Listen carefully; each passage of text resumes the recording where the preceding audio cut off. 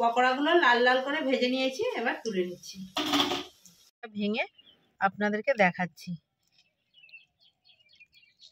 বন্ধুরা সবাই কেমন আছে? সম্পার রান্নাঘরে সবাইকে স্বাগত। প্রতিদিনের মতন আজকেও একটা নতুন ভিডিও নিয়ে চলে এসেছি। আজকে আমি বানিয়েছি চিকেন পকোড়া। কিভাবে বানিয়েছি সেটাই আপনাদেরকে দেখাবো। যে সকল বন্ধুরা আমার চ্যানেলে নতুন ভিডিও দেখছেন অবশ্যই সাবস্ক্রাইব করে আমার পাশে থাকবেন। চিকেনগুলোকে আমি পিস পিস করে কেটে নিয়েছি। তিনটে বড় সাইজের পেঁয়াজ কুচিয়ে নিয়েছি, পেঁয়াজ কুচি দিয়ে দিচ্ছি। হাফ বাটি চালের গুঁড়ি, হাফ বাটি বেসন, হাফ বাটি এরাউট, কাঁচা লঙ্কা কুচিয়ে নিয়েছি দিয়ে দিচ্ছি। 1 চা চামচ রসুন বাটা, 1 চা চামচ আদা বাটা দিয়ে দিচ্ছি।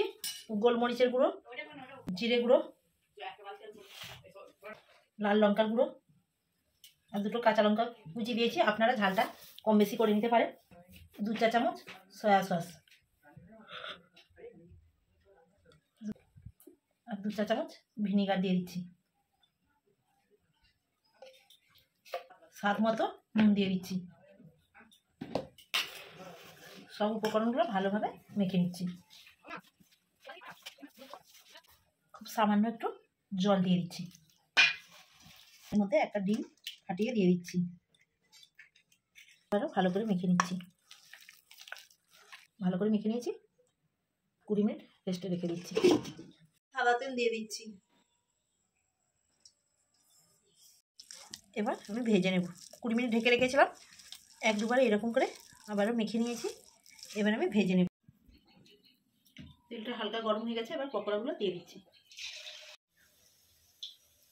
পকোড়াগুলো উল্টিয়ে দিচ্ছি।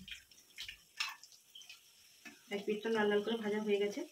ধীরে ধীরে লো ফ্লেমে রেখে ভাজতে হবে, তাহলে ভেতরটা ভালো ভাজা হবে।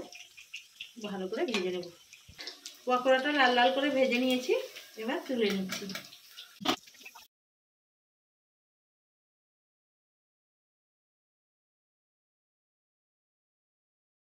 ভেঙে আপনাদেরকে দেখাচ্ছি। এইভাবে সসের সঙ্গে খেলে দারুণ লাগবে।